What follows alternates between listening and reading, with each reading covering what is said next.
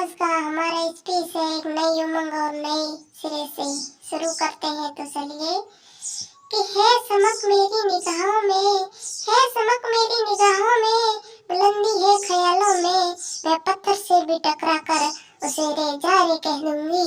इस इंस्टीट्यूट ने मुझे वो मौका दिया, एक नया वलवला, कुछ उम्मीद की किरणें, कुछ कर गुजरने का जज्बा, कि मैं ढूंढ लूं रास्ता खुद अपनी मंजिल का, खुद अपनी मंजिल का। जुबान खोले तो क्या बोले, जुबान खोले तो क्या बोले, अनुमान रहे तो अच्छा है, अपने अपने कर्तव्यों का भान रहे तो अच्छा है। दुनिया में घुलना मिलना पहचान बनाना ठीक, मगर दुनिया में घुलना मिलना पहचान बनाना ठीक, मगर पहले जरा खुद की खुद से पहचान रहे तो अच्छा है। सर्वप्रथम मैं माँ सरस्वती को नमन करती हूँ और इस भव्य आयोजन के लिए मैं इस कॉलेज या स्कूल परिवार को बहुत बहुत शुभकामनाएं प्रेषित करती हूँ और उपस्थित सभी आमंत्रित मुख्य अतिथिगण को नमन करती हूँ और प्रबुद्ध श्रोतागण और प्यारे दोस्तों आप सभी को स्नेह अर्पित करती हूँ कि मैं ममता की मूर्त माँ होती है, कि ममता की मूर्त माँ होती है, उस रब की सूरत माँ होती है, स्वर्ग से बढ़कर माँ का अंचल, माँ बच्चों की जहाँ होती है, माँ बच्चों की जहाँ होती है। अस्तित्व के भाव को अस्मिता कहते हैं, अस्तित्व के भाव को अस्मिता कहते हैं, जो रचना करता है उसे रचयिता कहते हैं, जो पालता है अपनी औलाद को बड़े ही इरादों से, हाँ उसी शख्स को हम पिता कहते हैं, हाँ उसी शख्स को हम पिता कहते हैं। आज मैं शिक्षा के महत्व के बारे में कहानी और कविताओं के जरिए बताना चाहती हूँ कि शिक्षा हमारे जीवन में कितनी महत्वपूर्ण है। हमारे समाज में शिक्षा का होना बहुत जरूरी है। आज हर क्षेत्र में शिक्षा जरूरी है कि मैं बहुत जरूरी होती शिक्षा, सारे अवगुण धोती शिक्षा, ज्ञान के बहते सागर का सबसे प्यारा मोती शिक्षा, बहुत जरूरी होती शिक्षा, बहुत जरूरी होती शिक्षा। इसलिए शिक्षा का जीवन में जो महत्व है वो किसी संग का नहीं है।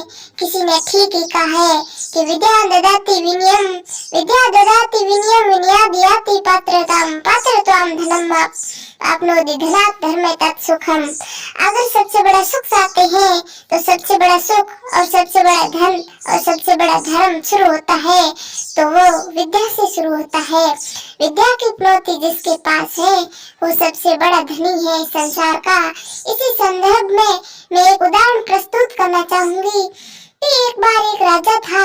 वह जंगल में जाता है, वह भटकते भटकते राह भटक जाता है तो वह काफी परेशान हो जाता है और भूख लग जाती है।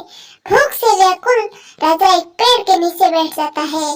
तब वहाँ 3 बालक आते दिखाई देते हैं। राजा उन बालकों से गुजारिश करते हैं कि बेटा कहीं भोजन मिल जाए तो मुझे भोजन की व्यवस्था करवा दो। तो तीनों बालक कहते हैं कि राजा जी पास में ही हमारा घर है, हम अभी भोजन की व्यवस्था करवा देते हैं। वो भोजन लेकर के आते हैं। राजा प्रसन्न होकर के कहता है कि बेटा मांगिए, आप क्या चाहते हैं, आप जो मांगोगे वो मैं दूंगा। पहला बालक कहता है कि राजा जी मुझे बहुत सारा धन पैसा बंगला दे दीजिए। दूसरा बालक भी यही मांगता है, लेकिन तीसरा बालक कहता है कि राजा जी आप संपन्न हैं, अगर आप मुझे पढ़ा सकते हैं मुझे गुरुकुल में भर्ती करवा दो। राजा जी तीसरे बालक के जवाब से प्रसन्न होकर उसे गुरुकुल में भर्ती करवा देते हैं। समय बदलता है, समय का चक्र बदलता है, वक्त के साथ वक्त के आईने बदलते हैं और परिणाम भी बदलते हैं।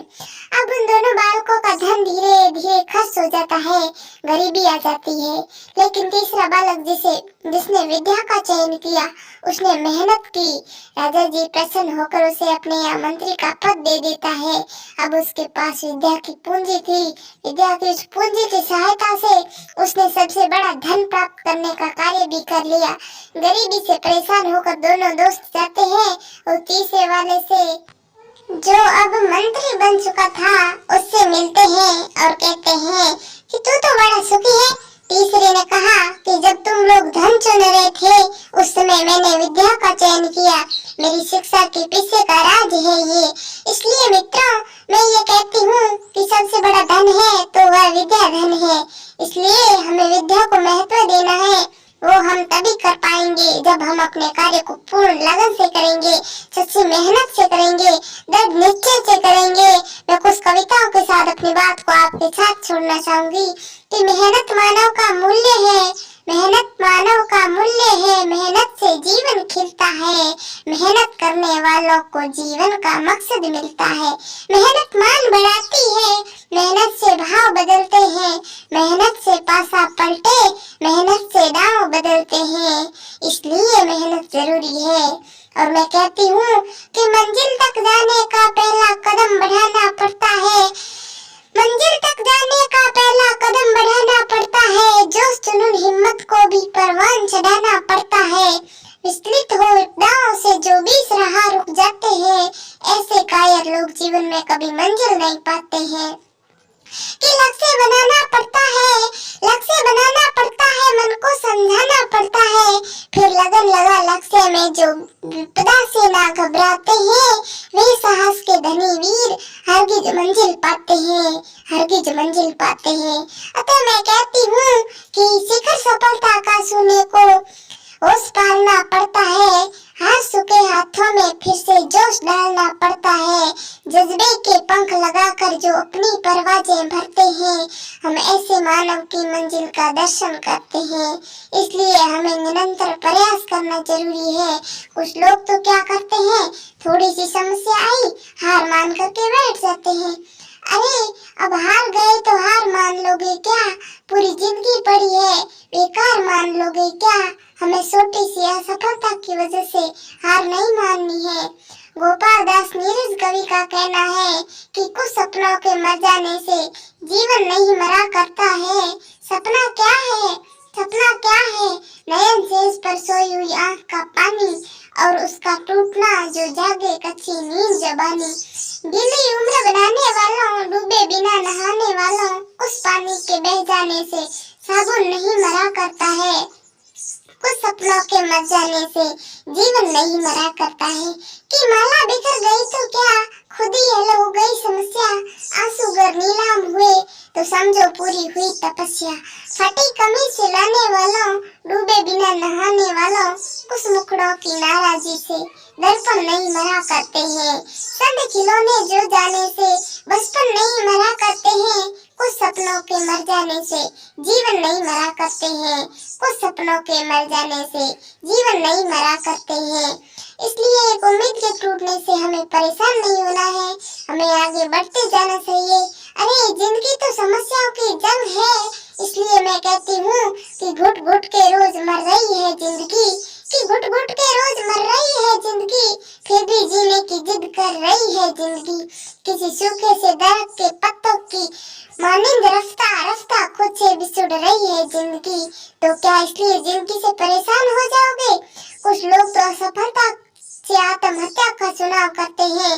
छोटी सी समस्या से लड़ करके मैं उन लोगों के लिए कहूँगी कि हृदय शहर से निकली तो गांव गांव चली, कुछ यादें मेरे संग पाँव पाँव चली। सफर जो धूप का किया तो तजुर्बा ये हुआ कि वह जिंदगी ही क्या जो शाम शाम चली। अरे साया में सुख में विद्यार्थी सुखम सुखार्थी तज्जेत विद्या, अर्थात अगर आप सुख चाहते हैं तो विद्या का त्याग कर दीजिए, क्योंकि विद्या चाहते हैं तो कठिन से कठिन परिश्रम, असफलताएं व चुनौतियों का सामना करना पड़ेगा। इसलिए विद्या चाहते हैं तो सुख का परित्याग करना पड़ेगा, तभी हम विद्या के इस परम धन को प्राप्त कर पाएंगे। चाहे ईश्वर अल्लाह रब खुदा का नाम लेती हूँ, चाहे ईश्वर अल्लाह रब खुदा का नाम लेती हूँ, मगर दिलों में अमन को अपनी आवाम कहती हूँ। मेरी नसीहतों को मैं भी जीवन में उतारूंगी। इस वादे के साथ मैं अपनी वाणी को विराम देती हूँ, इसी वाणी के साथ मैं अपनी वाणी को विराम देती हूँ। धन्यवाद। हमारा भाषण आपको अच्छा लगे तो लाइक जरूर करें। धन्यवाद।